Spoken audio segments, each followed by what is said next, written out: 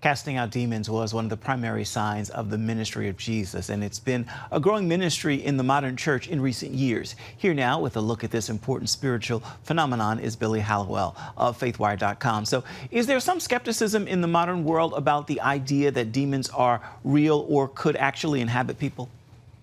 You know, there is, and it's really interesting because some of that skepticism, and that apathy, and I think apathy is probably one of the bigger issues in the church. So you sort of have this dynamic in secular culture, right, where there's some skepticism, but there's also a lot of people who do believe, right? This is why Hollywood is filled with movies about this topic. It's a topic that sort of speaks to a unique human experience that has transcended time. But yeah, there's some skepticism. And again, I think that apathy in the church is the interesting part in light of the fact that this is a major church topic. So has there been an increase in requests for deliverance as our culture gets more involved in the occult?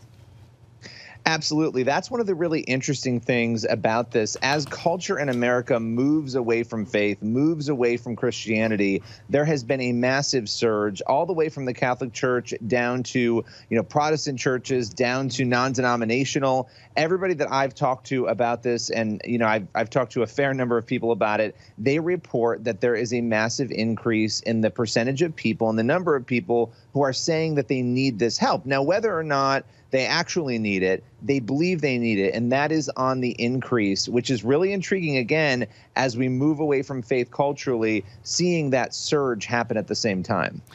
So, Billy, is there a need for deliverance? Is the need for deliverance limited to just occults, or does it touch in other areas of life as well? It's interesting because everybody you talk to on this has very different views, even within the church, of how it should be handled.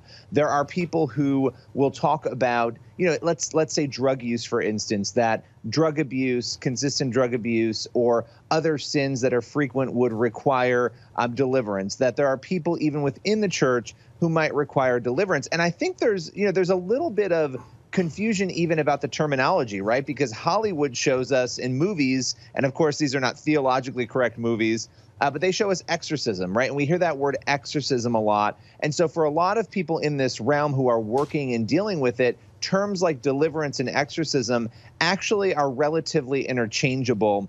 Again, not everybody agrees on that, but yeah, there are a lot of sins or a lot of issues, people who have come out of the occult, as you mentioned. Obviously, that's the thing we all think of. If you've played with the occult, if you've done something you shouldn't, that you've opened a door, or that you could open a door, and that's legitimate. But there are other issues that people might contend with, according to experts, that might require that they would go through a deliverance.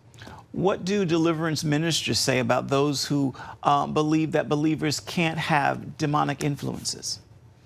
That is the biggest debate on this topic, right? That that Christians wouldn't have that influence. I think we have to look at Ephesians 6, right? So no matter what people believe on this, you look at Ephesians 6, and this is something even in some churches that really gets overlooked. We are in a spiritual battle, that there is a battle between good and evil. And we all know that as believers and as Christians, but that we're in the midst of that. And what does that look like? Well, when you look at Ephesians 6, we are not seeing all of the things that are happening in that spiritual realm, but we might be feeling and experiencing them.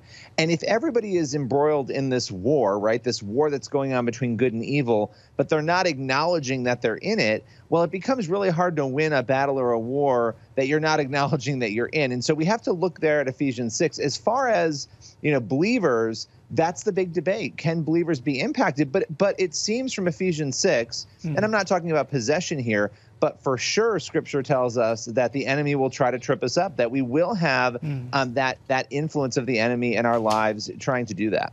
All right. Thank you so much, Billy Hallowell of faithwire.com. You can get more on faith versus culture tonight at 8:30. You can find it on the CBN News Channel. You can also download the CBN News app and watch it on